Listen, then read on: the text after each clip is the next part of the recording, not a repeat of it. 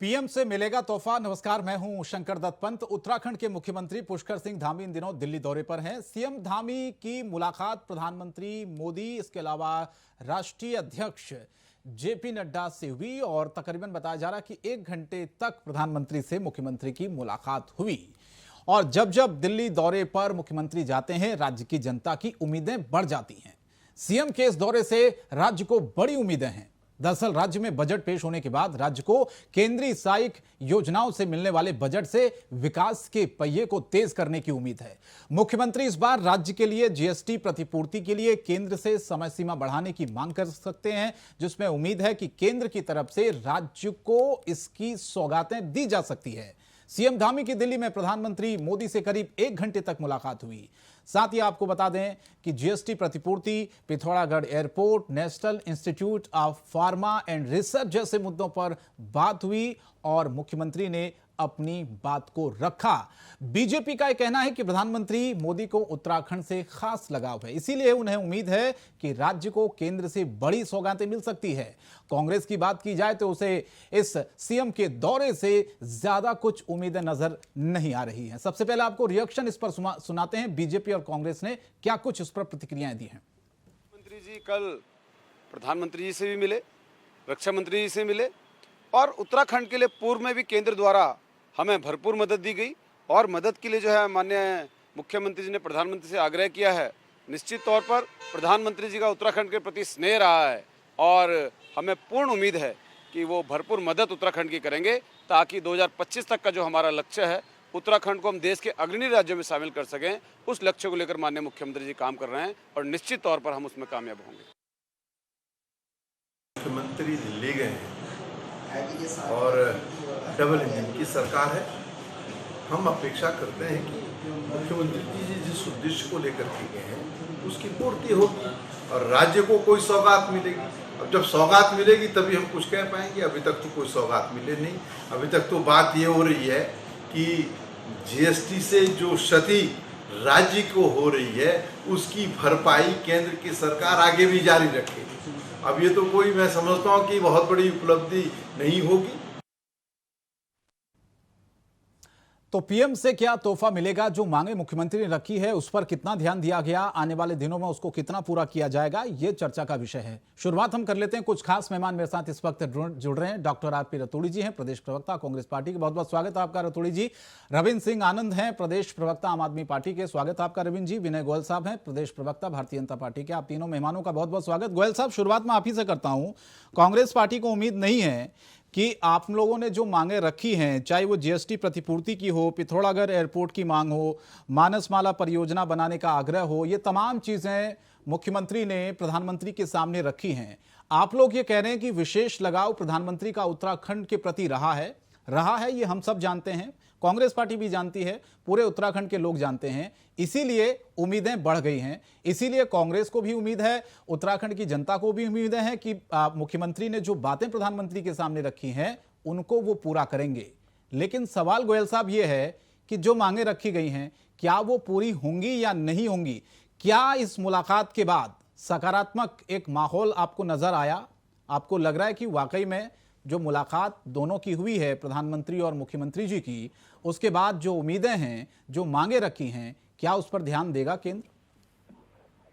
देखिए, कहते हैं कि तस्वीरें झूठ नहीं बोलती और जिस प्रकार की माननीय मुख्यमंत्री जी की और प्रधानमंत्री जी की भेंट की जो तस्वीरें आई हैं वो अपनी कहानी खुद कह रही हैं। और जहां तक कांग्रेस की बात आपने कही कि कांग्रेस को ये उम्मीद नहीं है कि कुछ मिलेगा, मैं कहता हूं कि ये उनकी उम्मीद नहीं, ये उनकी चाहत है कि केंद्र की सरकार उत्तराखंड की सरकार की कोई मदद न करे, क्योंकि उन्हें इसी में कांग्रेस का हित नजर आता है कि अगर केंद्र से उत्तराखंड का कुछ भला ना हो, प्रदेश की सरकार, प्रदेश की जनता का कोई भला ना करे, तभी इनका कुछ भला हो सकता है। तो ये केवल अपने भले के लिए चिंतित है, प्रदेश के भले के लिए चिंतित नहीं है। लेकिन जैसा कि हमारे माननीय प्रधानमंत्री श्रीमान नरेंद्र मोदी जी का उत्तराखंड के प्रति जिस प्रकार का स्नेह और लगाव है और जिस प्रकार से उन्होंने पूर्व में उत्तराखंड को सौगातें दी हैं और आज भी उत्तराखंड में लगभग 1.5 लाख करोड़ की योजनाएं केंद्र के सहयोग से चल रही हैं, मुझे लगता है कि आने वाले समय में भी लगातार ऐसा ही विकास का तेज पहिया केंद्र के सहयोग से उत्तराखंड में घूमता रहेगा। और जैसा कि माननीय प्रधानमंत्री जी ने कहा भी है कि ये आने वाला जो दशक है ये उत्तराखंड का दशक है, और माननीय मुख्यमंत्री जी का जो विजन है कि 2025 तक जब हमारा उत्तराखंड राज्य 25 वर्ष का होगा तो हम इसे उत्तराखंड को अग्रणी राज्यों की श्रेणी में लाएं, तो दोनों मिलकर निश्चित रूप से उस लक्ष्य की पूर्ति में सफल होंगे। ठीक है रतूड़ी साहब, फिर कांग्रेस को विश्वास क्यों नहीं होता है? क्योंकि विशेष लगाव प्रधानमंत्री का उत्तराखंड से रहा है। बीजेपी बार बार इस बात को कहती है, जो भी मांग उन्होंने इससे पहले रखी है, डिमांड रखी है, वो ज्यादातर प्रधानमंत्री और केंद्र सरकार ने पूरी की है। इस बार भी मुख्यमंत्री गए हैं, बहुत सारी चीजों को प्रधानमंत्री के सामने रखा, 1 घंटे दोनों की मुलाकात हुई। उम्मीद यह है कि जिन मांगों को रखा गया है वो कम से कम पूरा हो, लेकिन कांग्रेस को भरोसा क्यों नहीं हो पा रहा है? जी, मैं एक बात पूछना चाहता हूँ, मेरे बहुत ही सम्मानित साथी हैं, क्या केंद्र सरकार को जानकारी दी थी कि 30 जून को जो जीएसटी का प्रतिपूर्ति का समय है वो खत्म हो रहा, क्यों मांग करनी पड़ रही? अगर उनका इतना स्टे है तो केंद्र का वित्त मंत्रालय क्या कर रहा, क्यों नहीं हिस्सेदारी दी? और अब गिड़गिड़ाना पड़ रहा है कि आप समय आगे बढ़ाए। अगर इतना इसमें है, अरे तो हमारा हिस्सा है भाई, ये कोई दान खाता नहीं है। ये तो प्रतिपूर्ति जो हमको उत्तराखंड को नुकसान है वो आपको देना था, उसकी 30 तारीख डेट समाप्त हो रही है, आपको पहले देना चाहिए था। इसके लिए गुहार लगानी पड़ेगी। ये तो प्रदेश सरकार की भी कमी है और केंद्र सरकार की भी कमी है। और इसके बाद भी अगर बड़े बड़ी बातें कही जाए तो ये इनको मुबारक हो।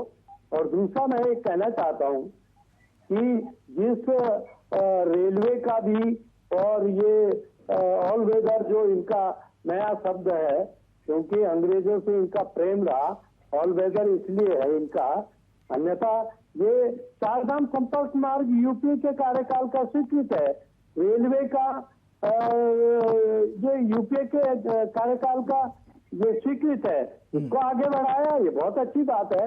लेकिन ये उसका ढोल न पीटे ना, अरे ये तो जो सरकार आएगी उसे आगे बढ़ाना ये उसका धर्म बनता है। देखिए आदरणीय मोदी साहब 2017 में उत्तराखंड के जवानों की चिंता की थी, उत्तराखंड के पानी की चिंता की थी। जरा मुझे बताएं कि उत्तराखंड के जवानों के लिए क्या किया, उत्तराखंड के पानी के लिए क्या किया? और आज हमको अपने हिस्सेदारी की जरा ग्रीन बोनस का, मेरे मित्र हैं बहुत समझदार है बीजेपी के गोयल साहब, जरा बताएं कि ग्रीन बोनस का जो हमको क्षतिपूर्ति मिलना चाहिए था वो अभी तक 16,000 करोड़ में से कितना मिला, जरा बताएं। अरे पूरा उत्तराखंड जानना चाहता है कि आपने केवल जुमले के अलावा आप जरा बताएं ना कि आपने दिया क्या है। आप युवाओं को क्या रोजगार दिया, क्या व्यवस्था दी? महिलाओं को आपने कहा था शराबबंदी धीरे धीरे बंद करेंगे, अरे आप तो शराब प्रेमी हैं, ये सब उत्तराखंड का एक ही व्यक्ति जानता है। तो अगर मुझे मेरे हक का इसके लिए गुहार लगानी पड़ेगी तो ये दोनों सरकारों के लिए भी बहुत मैं कहूँगा, मैं उन शब्दों का, क्योंकि भाजपा के लोग खुलेआम कर सकते, मैं नहीं कर सकता, सोचना पड़ेगा, चिंता करनी पड़ेगी। ठीक है रविंद्र सिंह जी, मैं गोयल साहब आपके पास आऊंगा, जवाब लूंगा मैं रतूड़ी साहब ने जो सवाल उठाए। उससे पहले मैं रविंद्र जी आपके पास आता हूं।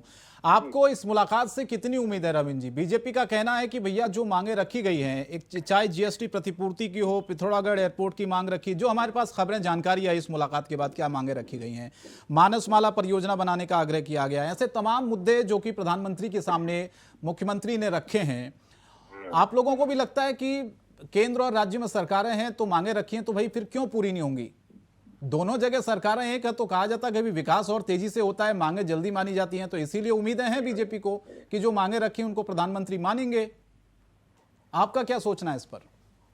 देखिए शंकर जी, मैं इस पर ये कहना चाहूंगा कि हमें इस वक्त ये समझना चाहिए कि उत्तराखंड के सर्वांगीण विकास के लिए हमें एकजुट होना जरूरी है। इसमें मुझे लगता है बहुत ज्यादा राजनीति नहीं होनी चाहिए। और जो मांगे लेकर के माननीय मुख्यमंत्री जी दिल्ली गए हैं, हम तो ये चाहेंगे वो पूरी हो। लेकिन मेरी चिंता का विषय कुछ और है। मैं देख रहा हूँ पिछले 5-7 सालों में जो उत्तराखंड पर ऋण है वो लगभग दुगना हो गया है। लगभग 1 लाख करोड़ के ऋण के नीचे हम इस समय हैं। और चिंता का विषय ये है कि जो हमारी आय है, प्रति व्यक्ति आय, वो दिन प्रतिदिन गिर रही है बढ़ने के बजाय। ये बहुत बड़ी चिंता का विषय हो सकता है किसी भी प्रदेश के लिए। देखिए, इस समय केंद्र में भारतीय जनता पार्टी की सरकार है और राज्य में भी इनको कुछ ऐसा प्रयास करना चाहिए कि जो ऋण है कैसे कम हो सके, कैसे माफ हो सके। मैं तो आपके चैनल के माध्यम से एक उत्तराखंडी होने के नाते माननीय प्रधानमंत्री जी से ये आग्रह करना चाहता हूं कि यदि वो कुछ कर सके उत्तराखंड के लिए तो हमारे ऋण को माफ कर दें, क्योंकि जो हमारे आने वाले बच्चे हैं, हमारी आने वाली नस्लें हैं, उन पर ये अतिरिक्त बोझ ना पड़ सके। क्योंकि कहीं ना कहीं ये पूरा ऋण टैक्स के माध्यम से, पेट्रोल डीजल के माध्यम से हम ही लोगों पर पड़ता है। और जो आगे आने वाले जो बच्चे हैं, आगे आने वाले जो लोग हैं, उन पर ये टैक्स कम पड़े, उत्तराखंड पर इसका कम से कम प्रभाव पड़े और उत्तराखंड की जो कमाई है वो बढ़ना शुरू हो, जिससे उत्तराखंड अग्रणी राज्यों में आ सके। देखिए, खाली कह देने से काम नहीं चलेगा। अगर हम हिमाचल, जो हमारा पड़ोसी राज्य है, वो भी युवा प्रदेश है, उससे अगर हम कुछ सीख लेना चाहें कि वो हमसे कितना आगे निकल गया, जबकि उसकी भौगोलिक परिस्थितियां और हमारी भौगोलिक परिस्थितियां एक जैसी हैं। अब हम बात कर लेते हैं छत्तीसगढ़ की, झारखंड की और उत्तराखंड की, 3 राज्य इकट्ठे बने। उसमें सबसे ज्यादा जो प्रति व्यक्ति आय गिरी है वो उत्तराखंड की गिरी है। ये मैं नहीं कह रहा हूँ, ये सरकारी आंकड़े कह रहे हैं। तो मेरा यहाँ पर आग्रह रहेगा माननीय मुख्यमंत्री जी से भी और माननीय प्रधानमंत्री जी से भी। देखिए, मैं कोई कटाक्ष नहीं करूंगा, मैं उत्तराखंड का विकास चाहता हूँ, मैं उत्तराखंडी हूँ और मैं इसमें आग्रह करना चाहता हूँ कि कुछ ऋण को यदि माफ किया जा सके इन योजनाओं के साथ साथ, तो हम इसका स्वागत करेंगे और हम खुले दिल से माननीय प्रधानमंत्री जी का भी और मुख्यमंत्री जी का भी धन्यवाद भी करेंगे। ठीक है, गोयल साहब दोनों का आप जवाब दीजिए। रतूड़ी जी ने भी सवाल उठाया और गोयल साहब का ये रविंद्र सिंह जी का सवाल है, भाई कर्ज तो ऑलरेडी पहले से इतना ज्यादा है, वो चिंता बढ़ा रहा है। वो कह रहे सीधे सीधे आम जनता पर इसकी परेशानी आती है, आम जनता को इसका भुगतान करना पड़ता है टैक्स के माध्यम से। मैं नहीं समझ पा रहा हूँ कि रविंद्र सिंह आनंद जी ने कहाँ से आंकड़े पढ़े हैं। मैं चाहूंगा कि मेरा भी थोड़ा सा ज्ञानवर्धन कर दें वो, कि इस समय उत्तराखंड में प्रति व्यक्ति आय कितनी है और पिछले वर्ष कितनी थी और कितनी कम हो गई। मुझे लगता है कि शायद अभी किसी भ्रम में है वो और उन्हें सही आंकड़े की जानकारी नहीं है। उत्तराखंड में पिछले वर्ष के तुलना में भेज दूंगा भाई साहब व्हाट्सएप पर। नहीं, मैं अभी बता रहा हूँ ना, आप मुझे बताया, मैं आपको बता सकता हूँ, मुझे रखे हुए हैं। आप गलत बयानी कर रहे टीवी चैनल पर बैठकर। प्रति व्यक्ति आय बढ़ी है हमारी, कम नहीं हुई। 1,96,000 में हम पिछड़े हुए हैं। गोयल जी, आपने ध्यान से नहीं सुना, मैंने कहा तीनों राज्यों में हम पिछड़े हुए हैं। अरे आप जो है गलत बयानी कर रहे हैं। तीनों राज्यों में हम पिछड़े हुए हैं। आपने, अरे भैया रविंद्र जी, अपनी स्पीच जरा रिपीट करवा के सुनवा लो, आपको पता चल जाएगा आपने क्या कहा था। और आप जब मैंने कहा तीनों राज्य, उत्तराखंड, झारखंड और छत्तीसगढ़, तीनों राज्यों में हमारी प्रति आय सबसे कम है। मैं कह रहा हूँ आपने कहा है कि प्रति व्यक्ति आय लगातार गिर रही है, आपने ये शब्द कहे हैं। आप बताइए कब गिरी है प्रति राज्यों में? भाई साहब, 3 राज्यों में हम सबसे पीछे क्यों हैं?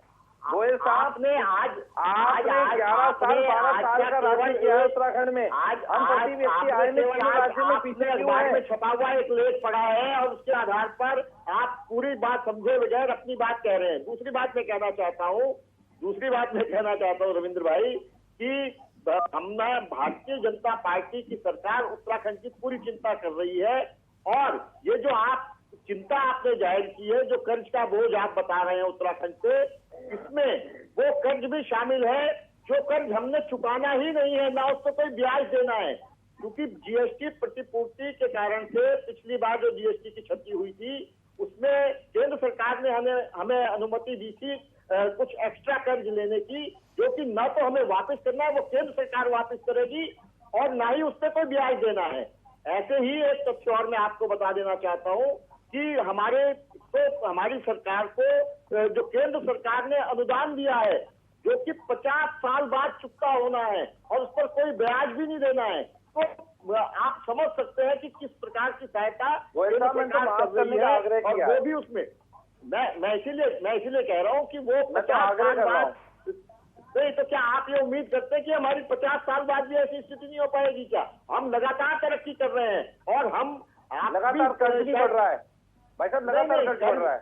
देखिए, मैं आपको हरीश रावत जी की सरकार में 34,000 करोड़ का कर्ज था, आज हम कहाँ खड़े हैं? उससे पहले कितना था? तो मैं कह रहा हूँ ना, लगातार बढ़ रहा है। मैं नहीं, कह रहा हूँ, मैं आपको बता रहा हूँ कि हमारी जीडीपी लगातार बढ़ रही है और जीडीपी के सापेक्ष ही कर्ज मिल सकता है। तो ये नहीं कि आप जितना भी चाहेंगे कर्ज मिल जाएगा, तो उसका नियम कायदा कानून नहीं है। जैसे प्राइवेट में हम आप लोग बैंक में कर्ज लेने जाते हैं तो हमारा सिविल स्कोर देखा जाता है और उसके आधार पर हमें मिलता है। मैं आपको बताना चाहता हूँ रविंद्र भाई, आपकी पंजाब में अभी ताजा सरकार बनी है, वहां पर एसजीटीपी के अगेंस्ट आपका 49% आपने कर्ज ले रखा है वहां पे, 49%, जबकि हमारे उत्तराखंड में जो हमारी एसजीडीपी है उसके सापेक्ष केवल 31% कर्ज है हमारे ऊपर। की पार्टी की सरकार अभी बनी है, 3 महीने हुए कोई बात नहीं, अभी आप पिछले 11 साल से राज कर रहे हैं प्रभु, आप 11 साल से राज कर रहे हैं प्रभु।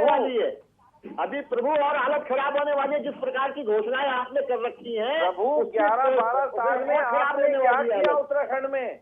मैं तो आग्रह करना चाहता हूँ, आप ये बताएं, आज जो दुर्गति है उत्तराखंड की, क्या 12 साल के राज में हमारा प्रदेश योगदान है या नहीं? अग्रणी राज्यों में आने वाला है और जो पंजाब खुशहाल प्रदेश हुआ करता था, ख्याल से आपको पंजाब की आप उस राज्य चिंता नहीं करके उत्तराखंड की चिंता करनी चाहिए। शंकर जी, हम उत्तराखंड की चिंता करनी चाहिए। हम केवल आपकी तरह क्षेत्रीय छोटी मोटी पार्टी नहीं है, हमारी अनेक राज्यों में सरकार है, आम आदमी पार्टी और कांग्रेस पार्टी है। पंजाब की भी चिंता करनी है, दिल्ली की भी चिंता करनी है। आपकी पंजाब की भी चिंता करनी है, दिल्ली की भी और चिंता कांग्रेस पार्टी है, तभी आपने उसके पीछे ईडी लगा दी है। आपकी चिंता का विषय है प्रभु भाई, आपकी चिंता है। कर्म करेंगे वैसे फल देगा भगवान, बिल्कुल जैसे कर्म करेंगे वैसे फल देगा सरकार होगी। अगर नेशनल हाईवे में करी है तो क्या उसकी जांच नहीं होनी चाहिए? ये अगर मत भूलिए, कल को फाटा पड़ेगा तो आप चला जाएंगे, संपत्ति हड़प जाएंगे तो क्या उसकी जांच नहीं होनी चाहिए? आपने जिन नेताओं को आपने गृह मंत्री और बड़े बड़े पदों पर बिठा रखा है, वो तड़ी पार रहे हैं, वो जेलों में रहे हैं 3-3 साल। सब कुछ झेला है, कांग्रेस की प्रताड़ना पलटेगा तो क्या होगा गोयल साहब? पासा पलटेगा तो क्या होगा मालिक? चले ठीक है रतूड़ी जी, मैं रोक रहा हूं दोनों को। रतूड़ी जी, क्या ये ईडी का मुद्दा होना चाहिए क्या? ये तो करने दीजिए ना एजेंसियों को, जांच जो हो रही है इस पर सवाल क्यों उठाए जा रहे हैं? मेरे को ये समझ से परे कांग्रेस के नेता इस पर सवाल उठा रहे हैं। दूसरा मेरा सवाल एक और रतूड़ी जी, एक सवाल और इसमें मैं जोड़ देता हूं, दोनों सवालों का जवाब दे दीजिएगा। दूसरा सवाल मेरा यह है कि आपने कहा कि राज्य और केंद्र में सरकार होने के बावजूद भी मुख्यमंत्री को अगर जाना पड़ रहा है, याचक बनना पड़ रहा है, चीजों को सामने रखना पड़ रहा है, तो ये ठीक नहीं है, आप इस बात को कह रहे हैं।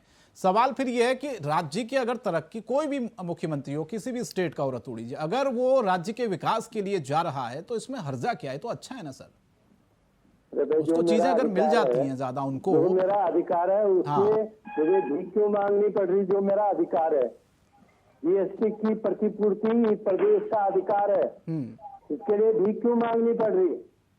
नहीं, और भी मुद्दे जीएसटी प्रतिपूर्ति के अलावा भी बताया जा रहा है कि और भी मुद्दे रखे गए हैं प्रधानमंत्री के सामने। पंत साहब, आपने प्रश्न किया, मैं उसका जवाब। अरे भाई गोयल साहब, बहुत बोल दिए आपने, पहले ईडी तो लगा देंगे आपके पीछे भी। तो आजकल कांग्रेस में भी ईडी है।